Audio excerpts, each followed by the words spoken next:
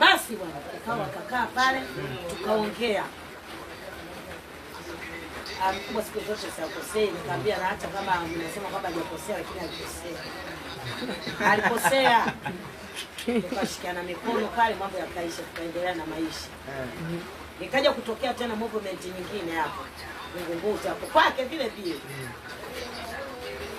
Kwake kabisa. Ndio kwake, wakati nafanya kazi wapi? Kwenye kota za bandari huko Swata unajua. Hii ni Swata ni Kariakoo.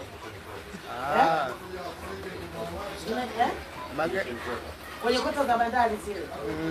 Magerezani huko. Yeah. Kipindi hiko kuna kota za bandari, wafanya kazi wa bandari wanakaa pale. Kuna kaka mmoja Muhea alikuwa hapa. Mimi nikaa nafanya. Sina pa kulala, nalala kwa dada yangu. Akanikusanyia, nikawa nacheza mchezo, ananipelekea mchezo. Siku amepokea, nilimkunjia ngumi nataka kulala. Akanipa.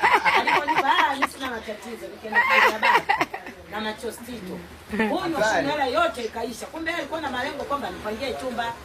Hela yote ikaisha. Siku ya 3 na nimemaliza hela. Alifungia milango, nililala juu ya mwembe.